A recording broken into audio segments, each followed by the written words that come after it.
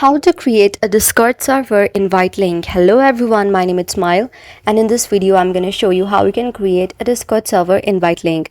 So to know how you can do this, watch this video till the very end. First of all, head into your Google Play Store or App Store and make sure you have installed and updated the latest version of Discord on your device. After doing so, just open your Discord application. Opening a Discord application, on the top left side you will see all the servers. So when I tap on the server, I can just tap on this very option to copy the link and tap on the done option. So this is how you can do it.